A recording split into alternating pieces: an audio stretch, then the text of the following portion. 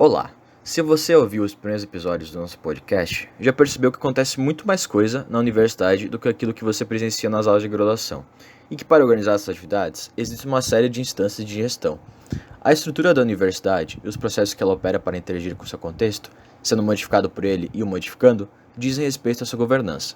Aposto que você deve achar esse assunto complicado e até chato, mas espera um pouco, você provavelmente está ouvindo esse podcast justamente porque é um dos novos estudantes do IBio, então pense comigo. Apenas um em cada 5 brasileiros, entre 25 e 34 anos, tem ensino superior completo, uma proporção menor que a do México, Colômbia, Chile, Argentina e Estados Unidos, onde a proporção varia de 1 em cada 4 a 1 em cada 2. No Brasil, de 4 estudantes universitários, apenas um é estudante de instituições públicas. Pois é, você está entre os raros brasileiros cursando uma universidade pública. Você tem muito a ganhar com isso, e a universidade também tem muito a ganhar. Caso você se envolva com o processo de torná-la melhor, é claro. Mas como você pode dar essa contribuição? Aposto que você está doido para contribuir, mas talvez esteja meio perdido sobre como fazê-la. Não se desespere. O Centro Acadêmico e o NUPEX estão aqui para ajudar a entender melhor a governança na universidade e o papel dos estudantes nessa governança. Aumente o som e vem com a gente.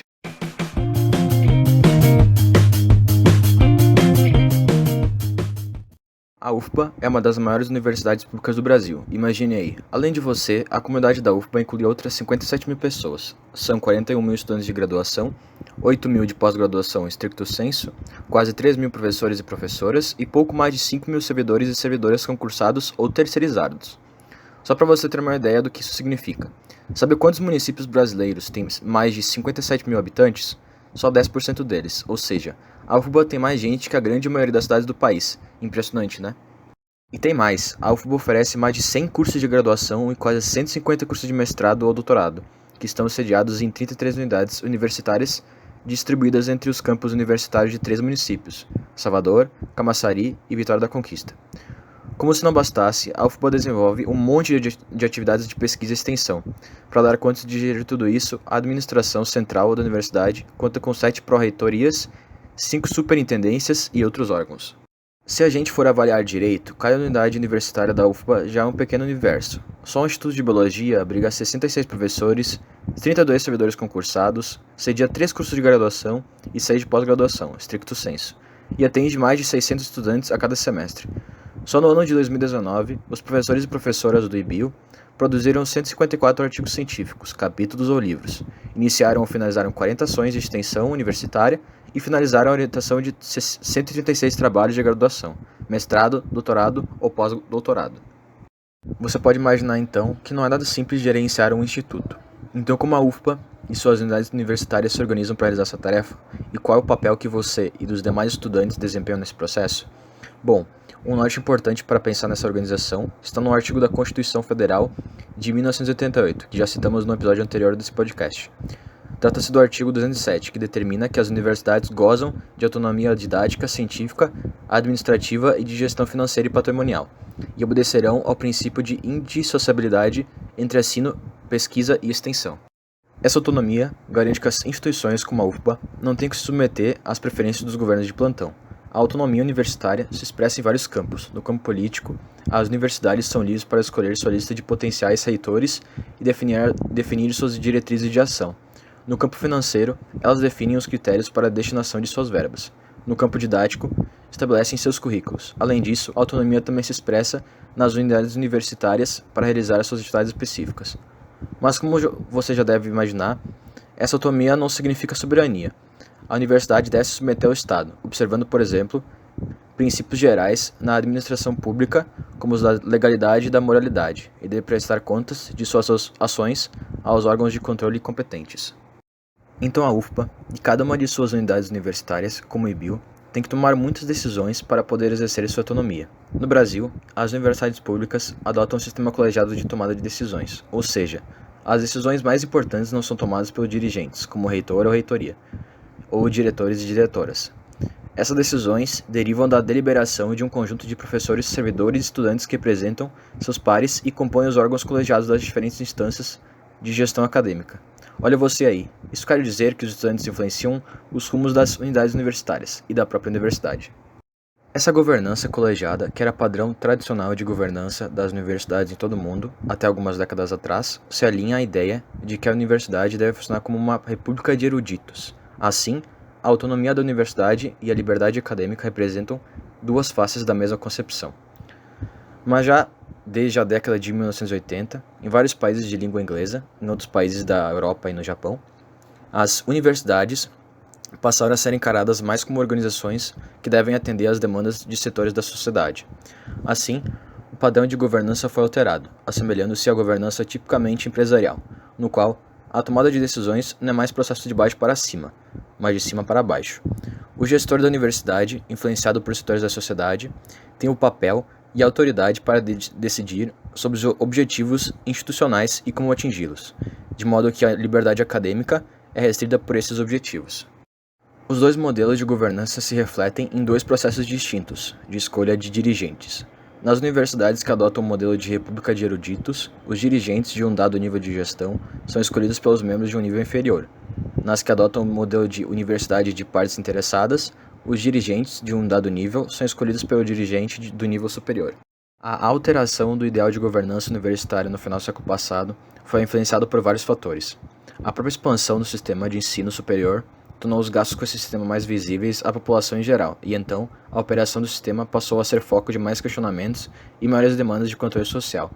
A disseminação da ideologia neoliberal nessa mesma época se acoplou ao aprofundamento de uma concepção de gestão pública centrada em indicadores de eficiência e impacto, e essa situação passou a pressionar as universidades a obterem os recursos para seu próprio funcionamento, fora da dotação orçamentária governamental. Como resultado, partes das universidades passou a estabelecer metas de interesse dos financiadores, tornando-se o que convencionou chamar de universidades empreendedoras. Na América Latina, embora as instituições privadas de ensino superior adotem esse padrão de universidade empreendedora, as universidades públicas mantêm o padrão de república de eruditos. O sistema de governança da UFBA exemplifica esse último padrão. Ela possui dois órgãos colegiados superiores, presididos pelo reitor ou reitoria, e seus pró-reitores por representantes das unidades universitárias, dos corpos docente, técnico, administrativo e discente, olha você aqui, e da sociedade. Um deles, o Conselho Superior de Ensino de Pesquisa e Extensão, conhecido como CONCEP, toma decisões relacionadas aos temas acadêmicos, como o estabelecimento do calendário acadêmico e a aprovação de políticas que integram ensino, pesquisa e extensão.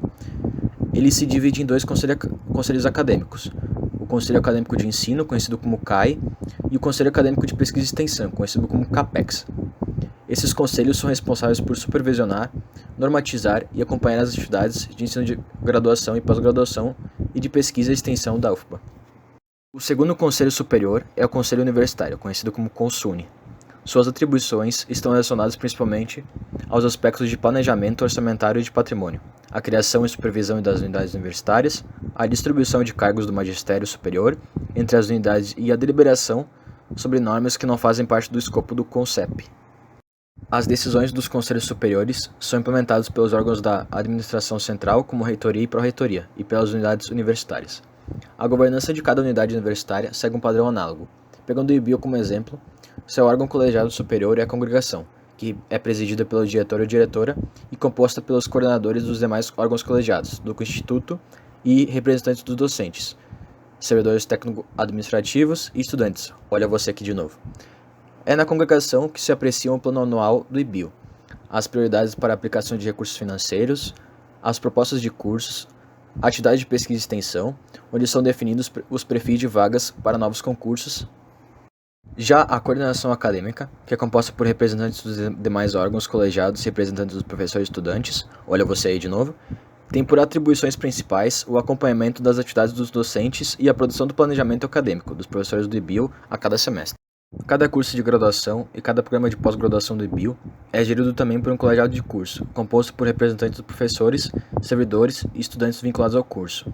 Esses colegiados definem o projeto pedagógico dos cursos e planejam e supervisionam sua implementação, e sempre apreciando as solicitações dos estudantes. Finalmente, outros dois órgãos são os núcleos acadêmicos, o Núcleo Acadêmico de Ensino, conhecido como NAE, e o Núcleo de Pesquisa, Extensão, Criação e Inovação, conhecido como NUPEX, esse mesmo que produziu esses podcasts em colaboração com o Centro Acadêmico. Esses núcleos são responsáveis principalmente por realizar diagnósticos e formular propostas de políticas de ensino e de pesquisa e extensão para o IBIO, e cada um deles é composto por representantes dos colegiados de curso e por representantes do corpo docente. E adivinha quem mais? Dos estudantes do IBIO. Essa governança colegiada da universidade envolve a participação de muita gente e demanda muito esforço de diálogo e negociação. Mas, ao mesmo tempo, ela gera oportunidades constantes de aprendizagem pessoal e institucional, justamente por criar espaços de debates entre pessoas com uma diversidade de perspectivas. A participação dos estudantes nesses órgãos de gestão acadêmica é essencial, pois os estudantes são o principal vínculo da universidade com o restante da sociedade. Isso se aprofundou nos últimos anos, a partir da implementação do sistema de cotas, que levou a uma diversificação muito grande do perfil do corpo docente, que passou a acessar as universidades federais. Você, assim como nós, também acha que as universidades devem ser mais aberta, plural, democrática e mais sensível às demandas dos estudantes? Então bora, se junte ao centro acadêmico e venha participar conosco desse movimento de construção. Não deixe passar essa oportunidade de contribuir com a construção contínua da UFBA e do IBIO. Temos certeza que de quebra você vai levar muito aprendizado acadêmico e cidadão. E não esqueça, fique de olho no próximo podcast do Centro Acadêmico do NUPEX, do Instituto de Biologia da UFBA. Até lá!